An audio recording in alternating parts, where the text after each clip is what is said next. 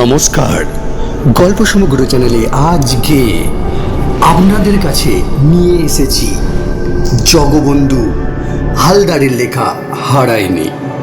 শুরু হচ্ছে আজকের গল্প, জগবন্ধু হালদারের হারায়নি।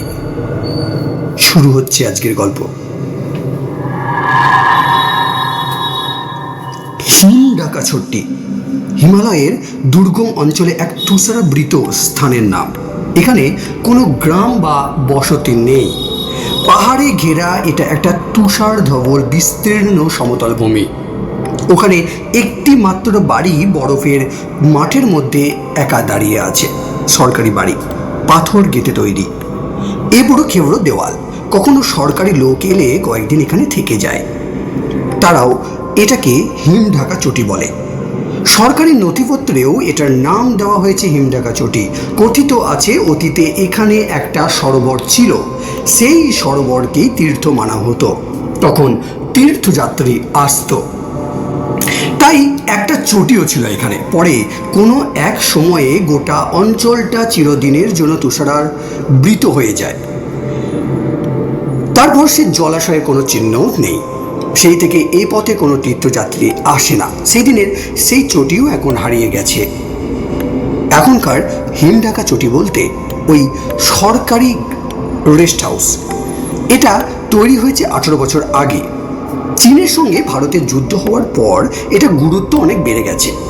এই বাড়ির একটা অংশ মিলিটারি চৌকি রূপে ব্যবহৃত হয়েছে এবং সব সময়ের জন্য দুজন সশস্ত্র জওয়ান এখানে মোতায়েন থাকে। বাকি অংশটা থাকে রাজবাহাদুর নামে এক কেয়ারটেকারের তত্ত্বাবধানে।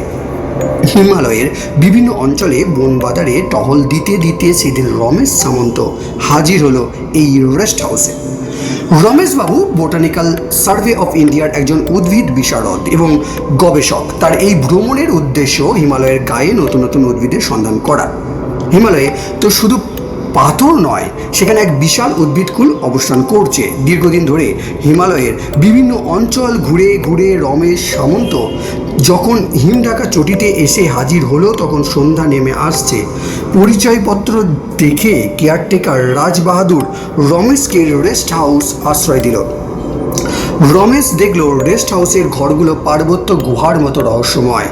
এবড়ো খেবড়ো পাথরের দেওয়াল, মেঘে ঢাকা তুষারাবৃত ভূমিতে অবস্থিত বলে ঘরের ভেতরটাও যেন স্যাঁতসেঁতে। দেওয়ালের পাথরের জোড়গুলোর কোথাও কোথাও শ্যাওলার সবুজ রেখা পড়েছে। ঘরের মধ্যে রাজবাহাদুর একটা বাতি জ্বালিয়ে দিয়ে গেল বটে, কিন্তু তার দুর্বল আলো ঘরের অন্ধকার সম্পূর্ণ দূর করতে পারছে না। আলো, অন্ধকার আর নিস্তব্ধতা তিনে মিলে ঘরের ভেতরটা আরও রহস্যময় করে তুলেছে। রাজবাহাদুর একটা লোটা হাতে এসে শুধালো, বাবু, ঠান্ডার মধ্যে দিয়ে এসেছেন, ফায়ার প্লেসে আগুন জ্বালিয়ে দেব, তার আগে এক কাপ চায়ের ব্যবস্থা করতে পারবে রাজবাহাদুর? এই তো এনেছি বাবু, বলে রাজবাহাদুর ঘটিটা বাড়িয়ে দিল।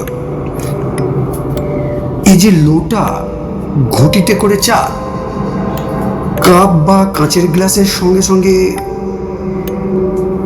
ওই কাপ বা কাঁচের গ্লাসের সঙ্গে সঙ্গেই ঠাঁট হয়ে যাবে, মানে ঠান্ডা হয়ে যাবে বাবু। লোটাতে চা অনেকক্ষণ গরম থাকে, এই দেশে ঠান্ডা তো দেখেছেন। রমেশ হেসে বলল, আচ্ছা আচ্ছা দাও।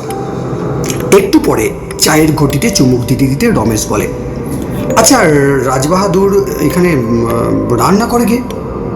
আমি বাবু। আর তো কাউকে দেখছি না, কোনো চৌকিদার নেই? আমি চৌকিদার। সে কি, তুমি কেয়ারটেকার, রাধুনী ঠাকুর, আবার চৌকিদার? আমি সব বাবু। ওদিকের ঘরের ওই মিলিটারি লোক দুটো ছাড়া আমার সঙ্গে এখানে আর কেউ নেই। যাকে আপনি আরাম করুন, আমি রান্নার কাজটা সেরে ফেলি। রাজবাহাদুরের ব্যবস্থায় রমেশের আহার সারা হলো। তারপর রাজবাহাদুর ঘরের ফায়ার প্লেসে কয়েকখানা মোটা কাঠ ফেলে আগুন ধরিয়ে দিয়ে গেল। আগুনের ছোট ছোট শিখাগুলি সাপের জীবের মতো লক লক করতে লাগলো। হঠাৎ রমেশের দৃষ্টি পড়ল এবড়ো খেবড়ো পাথরের দেওয়ালের ওপর। ফায়ার প্লেসের আগুনের আলোয় কালো পাথরে দেওয়াল রক্তমাখা মিটের মতো দেখাচ্ছে। আগুনের শিখাগুলি যেমন কাঁপছে, তার আভায় লাল দেওয়ালটাও যেন তেমনি কাঁপছে। কোনো এক বন্য জন্তুকে কাটলে তার ফিনকি দেওয়ার রক্ত যেমন গুহার দেওয়ালে ছিটকে ছিটিয়ে লেগে যায়, তেমনি এক রক্তমাখা গুহার দেওয়াল মনে হচ্ছে রমেশের সামনে। মনে হচ্ছে সে নিজেই যেন আদিম মানুষ হয়ে গেছে।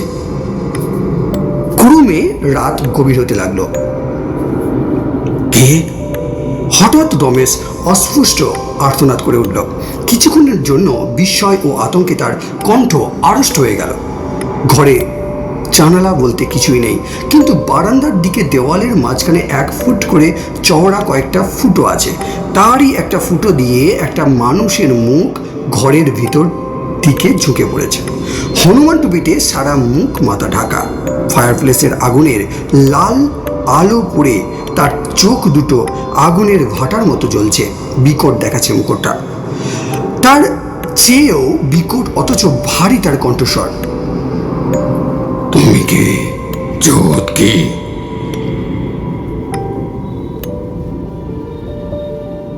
তুমি কে? এই প্রশ্নের জবাব দেওয়া শুধু রমেশ কেন, অনেকের পক্ষে কঠিন, কারণ তার সঙ্গে আর একটা প্রশ্ন জড়িয়ে আছে। ওই যে আগন্তুক, জগৎ কি? প্রশ্ন করেই হনুমান টুপিতে ঢাকা মুখটা অদৃশ্য হয়ে গেল। জবাব পাওয়ার জন্য একটু অপেক্ষা করলো না। ব্যাপারটা কিছুই বুঝলো না রমেশ। এখানে রাজবাহাদুর আর ওই ফৌজি লোক দুটি ছাড়া আর কেউ থাকে না। আশেপাশে কোনো গ্রাম লোকালয়ও নেই। তবে ওই রহস্যজনক মুখটা কার? রমেশ একজন বিজ্ঞানী হয়েও ঘাবড়ে গেল মনে মনে। বেশ ভয় ভয় করতে লাগলো তার। এতদিন পর কি তাকে সত্যি ভূত বিশ্বাস করতে হবে? রমেশ খাটিয়া বিছানা টেনে ফায়ারপ্লেসের কাছে নিয়ে এলো। কাঠগুলো ঠেলে ঠেলে আগুন বাড়িয়ে দিল। তারপর শুয়ে শুয়ে সেই বড় ঘুলঘুলির দিকে এক দৃষ্টে চেয়ে থাকলো অনেকক্ষণ, কিন্তু না, সে মুখটা আর দেখা গেল না। তারপর কখন যেন ঘুমিয়ে পড়ল রমেশ সামন্ত। ভোর রাতেই ঘুম ভেঙে গেল রমেশের। কারণ কে ওই লোকটা? সে প্রশ্ন তার মনে থেকেই গিয়েছিল। এমন তো হতে পারে যে কেউ একজন ঘরের বাইরের বারান্দায় শুয়েছিল এবং এক সময় দেওয়ালের গুলগুলিতে মুখ কেটে রমেশের সঙ্গে কথা বলতে চেয়েছিল। ভোরে ঘুম ভাঙতেই রমেশ ঝটফট বারান্দায় বেরিয়ে এসে দেখে কেউ নেই। রমেশ আর শুতে পারল না। কম্বল মুড়ি দিয়ে বেরিয়ে পড়ল প্রাতঃভ্রমণে।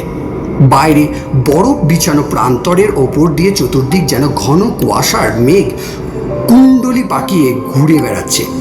ওই কুয়াশা ভেদ করে সূর্য উঠবে কিনা তার কোনো ঠিক ঠিকানা নেই।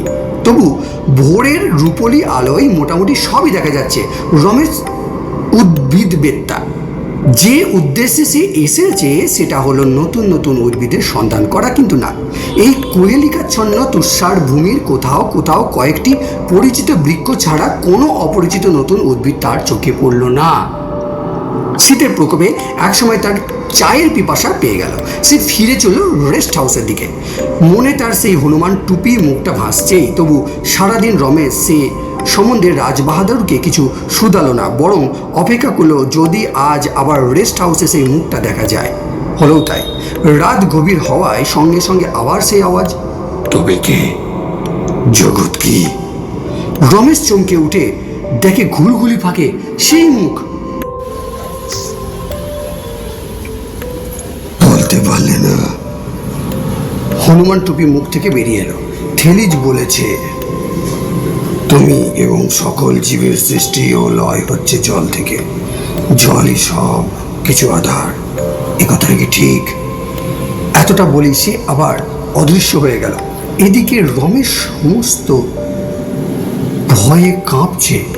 লোকটার মুখ থেকে শোনা এবারের কথায় রমেশ আরও অবাক হলো। থেলিজ ছিলেন একজন গ্রিক দার্শনিক। প্রসিদ্ধ হলেও তার নাম কেবল বই পাওয়া যায়, এই যুগের লোকের মুখে মুখে ঘোরে না। রমেশ বুঝতে পারল না প্রায় হারিয়ে যাওয়া থেলিজের নাম কেন ওই লোকটা টেনে আনলো। ও কি বলতে চায়, কেন বলতে চায়? আসলে ও মানুষ না প্রেতাত্মা? এই জনশূন্য তুষার প্রদেশে হঠাৎ একটা অপরিচিত মানুষের আবির্ভাব হলো কি করে? ও থাকেই বা কোথায়? এই প্রচণ্ড ঠান্ডার মধ্যে একটা অপরিচিত মানুষের আবির্ভাব কিভাবে? কোনো রক্ত মানুষের তো হতে পারে না। তবে কি ও মানুষ নয়? অনুভূতিহীন অশরীরী, যাকে শীত তাপ স্পর্শ করতে পারে না? আর ভূতই যদি হয় ও কি কোনো দার্শনিক ভূত? রমেশ জীবনে কখনো ভূত দেখেনি, আর যদি বা দেখলো একেবারে দার্শনিক ভূত। অনেক কিছু ভাবতে ভাবতে রমেশ কখন যে ঘুমিয়ে পড়লো, কিন্তু ভোর রাতে আবার সেই কণ্ঠস্বর, জবাব দিলে না যে।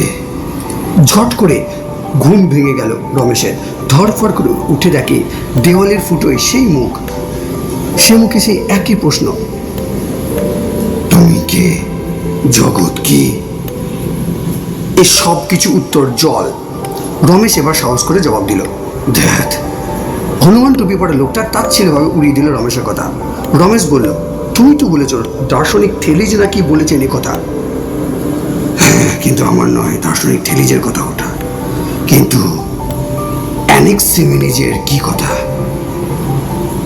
অ্যানেক্সিমেনিজ কে? রমেশ শুধালো। সে আর একজন দার্শনিক।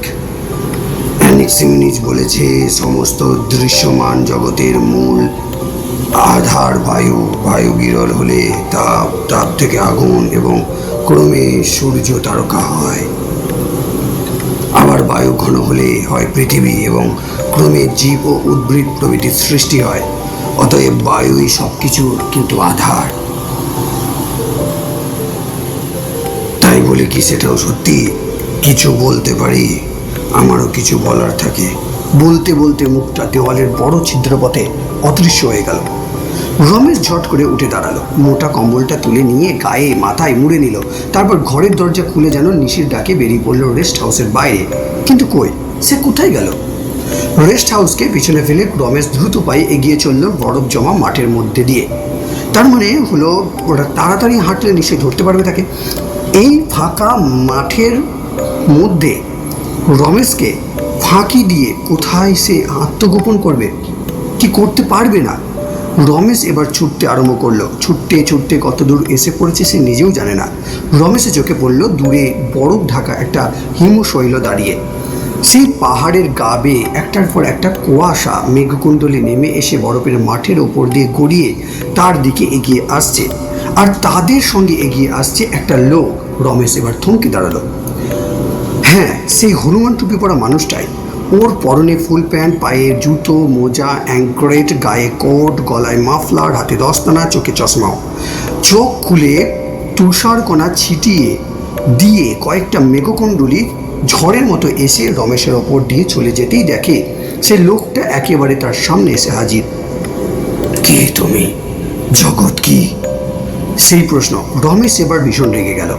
এই রকম ধমক দিয়ে বলল, বারবার দেখা করছো আর তুমি আমাকে চেনো না?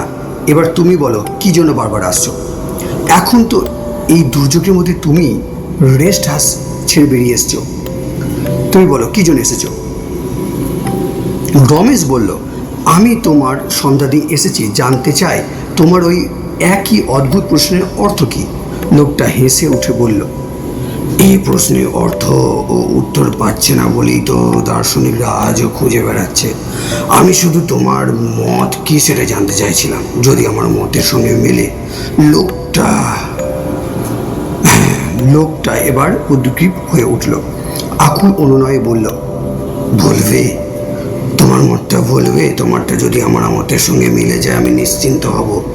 ওসব থেলিজ অ্যানাক্সিমেনিজের কথা আমার মনে ধরে না। তোমার মতটা কি শুনি। রমেশ শোধালো, জলও না, বাতাসও না, বরফ, বুঝলে? বরফ সমস্ত কিছুর অস্তিত্বকে অটুট রাখার ক্ষমতা রাখে বরফ। বরফের তলায় আশ্রয় পেলেও মরেও কোনো জীবের দেহ পচে না, নষ্ট হয় না। এই বরফের তলায় কোথাও না কোথাও তারা আছে। লোকটার কথা যত শুনছে ততই রমেশের বিস্ময় বেড়ে যাচ্ছে। ওর কথাগুলো ওই কুয়াশার মতো রহস্যের ঘন জল বিস্তার করে রমেশকে আচ্ছন্ন করে ফেলেছে। রমেশের মুখ থেকে একটা অস্পষ্ট শব্দ বেরিয়ে এলো, আছে। হ্যাঁ আছে, তার হারায়নি। আমি তাদের পাবোই। হারায়নি। বলতে বলতে লোকটা ছুটে পালিয়ে গেল। দূরে ওই হিমশৈল পাদদেশে কুয়াশা কুণ্ডলীর মতো হারিয়ে গেল। রেস্ট হাউসে ফিরে এসে রমেশ রাজাবাহাদুরের মুখ থেকে সব জানতে পারল। রাজবাহাদুর বলল, আরে ও তো আমাদের বোস সাহেব, আপনাকেও দেখা দিয়েছে তাহলে। দার্শনিক কাকে বলে জানি না বাবু, তবে বোস সাহেব ইঞ্জিনিয়ার ছিল। এই রেস্ট হাউসের বাড়িটা সেই তৈরি করেছে। একদিন স্ত্রী আর কন্যাকে নিয়ে বরফের মাঠে বেড়াতে বেরিয়েছিল। ওখানে যে বরফের পাহাড়টা আছে না, তার উপর বসে তার উপর থেকে বরফের ধস নেমে স্ত্রী কন্যাকে চাপা দিয়ে দেয়। অনেক চেষ্টা করে তাদের খুঁজে পাওয়া যায়নি। কিছুদিন বোস সাহেব ওই বরফের মাঠে মাঠে পাগলের মতো ছুটে বেড়ালো। তারপর একদিন কোথায় চলে গেল কেউ জানে না। সে আজ 18 বছর আগেকার কথা। মনে হয় বোস সাহেব কোথাও বরফের তলায় চাপা পড়ে মারা গেছে। এখন যে মাঝে মধ্যে দেখা দেয় সে তার প্রেতাত্মা। তোমার গল্প শেষ? রমেশ উদয়। বোস সাহেবের গল্পটা এত ছোট্ট করে শেষ হওয়াটা যেন তার পছন্দ নয়। রাজবাহাদুর বলল, গল্প নয় বাবু, সব সত্যি। রাজবাহাদুর, কি বলছেন বাবু? সবই যখন সত্যি, বোস সাহেবের ওই কথাটাও সত্যি। কোন কথাটা? হারায়নি, তারা হারায়নি, কিচ্ছু হারায়নি।